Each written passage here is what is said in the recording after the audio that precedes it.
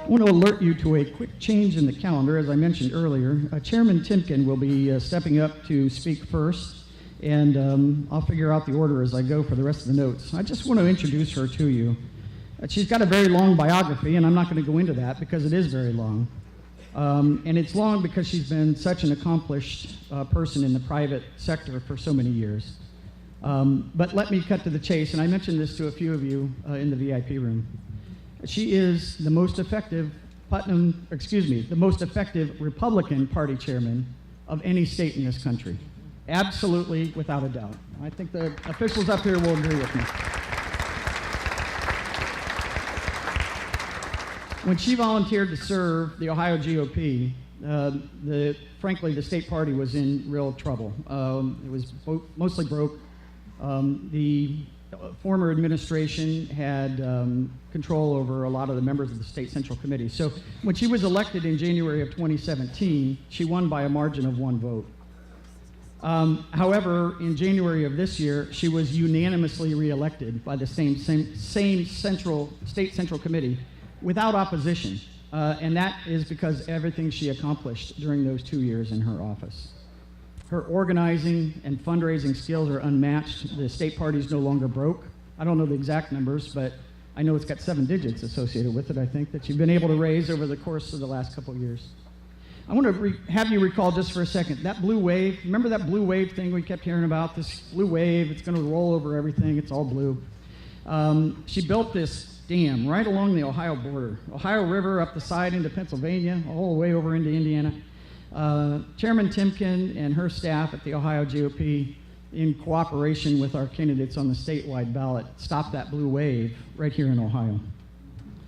And so I wanted to just acknowledge her. I was delighted when she was able to come here. She's probably the hardest working public official you're going to find around. Besides, I don't know where she was this morning, but I know she's going to see President Trump tomorrow. So let's have her talk for a few minutes. And by the way, I remembered when I was looking at this, I had to pull a quote from a headline, a story that she did in the Cincinnati Enquirer. And I stopped at the headline because I didn't read anymore because it captured her perfectly. It said, "I won't back down." Chairman Timken.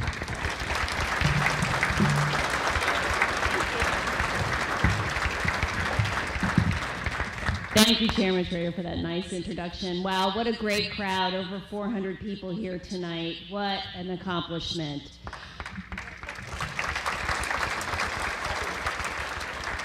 You know, I want to thank all the people who put in all the hard work for tonight's dinner. I've been there. I've done Lincoln Day dinners, McKinley dinners in Stark County myself. So thank you to all of you who are serving the fine food, who put out the table decorations, who came here and set everything up. It's because of all of your hard work that we have such a great, successful event tonight. So thank you. Thank you to the sponsors, everyone who was here supporting the county party, and to our great chorus who had entertained us and the keyboardists earlier. So thank you for putting this all together. Before we turn the page to 2020, I wanted to talk to you a little bit about our successes in 2018. It's true. We stopped the blue wave in Ohio, and it was because of all of you.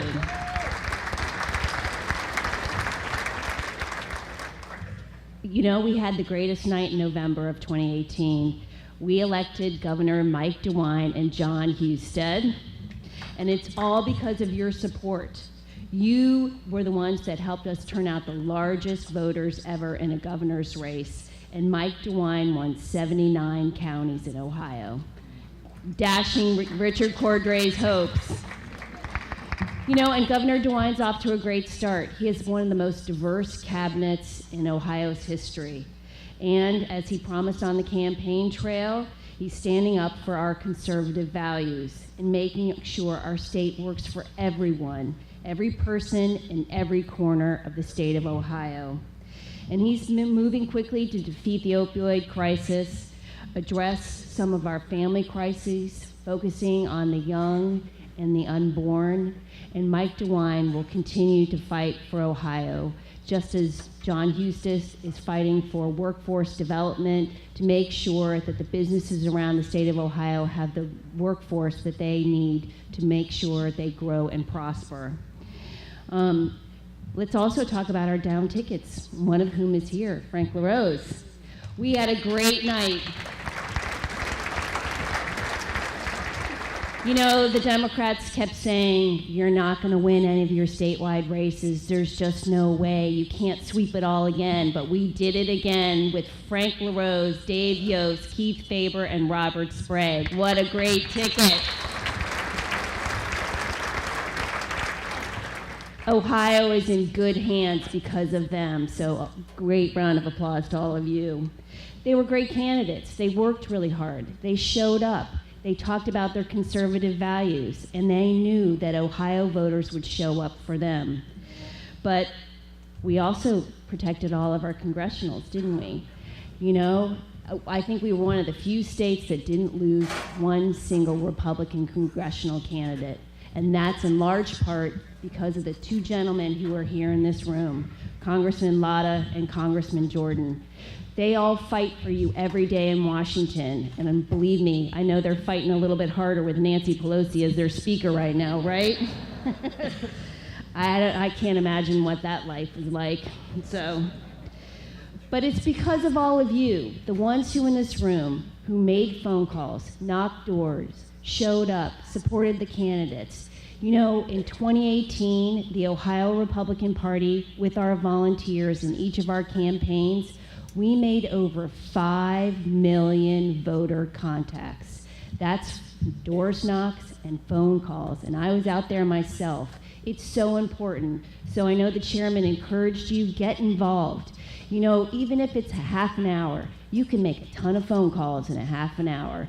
Show up at the county party, and we're gonna need you not only in 2019, but in 2020. So make sure you volunteer and help us keep Ohio red. One thing we weren't so successful in 2018 was our Ohio Supreme Court. And I'm here to tell you, we have 2 great justices on the ballot in 2020, and you all need to make sure we get them reelected. I'll tell you, I was a practicing attorney when there was a so-called Gang of 4 that ran the Ohio Supreme Court. They legislated from the bench. They didn't like the laws that were passed in the State House, like tort reform. They just made their own laws up. We cannot live in Ohio with that again. The Democrats want control of the Ohio Supreme Court because you know what? If they can't win at the ballot box, they try to win in the judiciary. They try to sue. You see it time and time again. You see it with what Elizabeth Warren's talking about. She doesn't like the way our elections are run. She wants she wants to abolish the Electoral College, pack the U.S. Supreme Court. They don't play by the rules because they can't win fair and square. So make sure you know your Republican judges. Make sure you tell your friends and neighbors who the Republican judges are in your county, and make sure we keep the Ohio Supreme Court because we need Justices Kennedy and French to stay on the Ohio Supreme Court.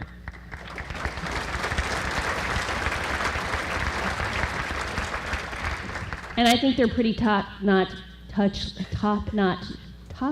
tough ladies. I kind of like conservative, tough ladies. So let's make sure that we recruit more tough, conservative ladies. So some of you in the room, ever thought about running? Call me. But as we turn to 2020, I'm already, 2020 started the day Donald Trump was elected, right?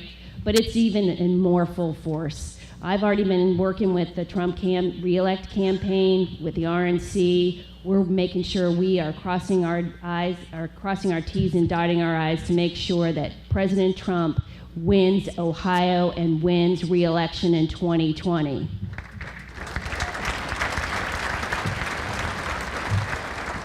He's coming to Ohio tomorrow. He knows how important Ohio is. We need to make sure we give him that love back. Make sure we deliver Ohio for President Trump. So, you know, CNN, MSNBC, every day they hammer the president. They come out with a negative story time and time again. But let me tell you, he's one of the most accomplished presidents out there. If you took his name off and started to talk about everything he accomplished, they'd say he was one of the greatest presidents in U.S. history. and I'm sure some of the gentlemen here will talk about it. We have a booming economy, over 3% growth. Do you know that a CNN poll said that 71% of all those in the United States think that the economy is booming and going in the right direction? We haven't seen that since the early 2000s. We have under 4% unemployment. That's one of the biggest issues I hear as I travel around the state. They can't find enough people to do the jobs. There's just too many job openings. Who would have thought? We've moved over 4 million people off food stamps. I gotta tell you, and President Trump is reducing regulations, but one thing that I know he's invested in is our veterans and our military, and that's why he's showing up in Lima tomorrow, because he, in his budget, is making sure that we are military ready and that we have the jobs and that our military knows that they can defeat any enemy that comes after the United States.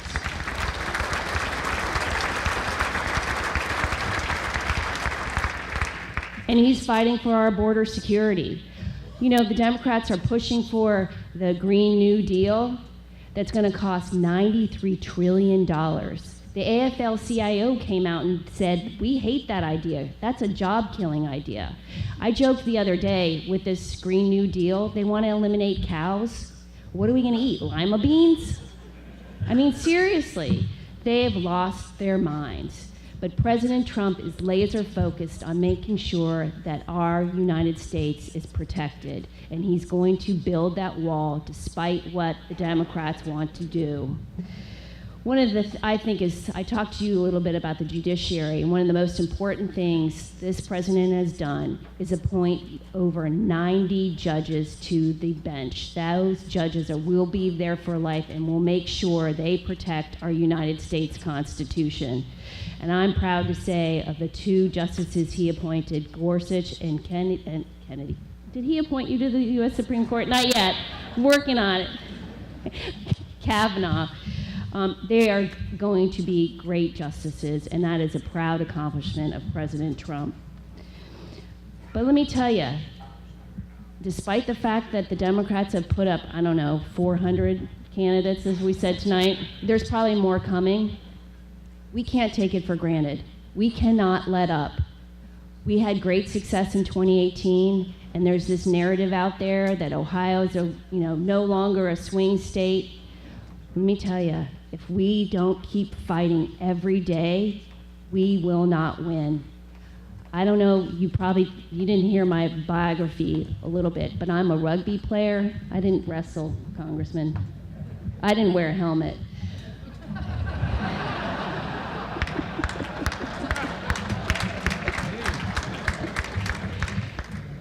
So I'm a fighter, I'm competitive, and I want to win. And if you all fight with me, we will win, and we will keep winning, and we will win. We will win so much, we'll get tired of winning, just like President Trump says. So fight with me, make sure we make America great again, and we keep America great. I want you all to look at that, under that poster. It says, freedom is never more than one generation away from extinction. What I see from the Democrats, when they talk about socialism, infanticide, the Green New Deal, those are all freedom-killing ideas. Don't let them kill our freedom. Our Constitution protects life, liberty, and the pursuit of happiness, and we have to fight for it.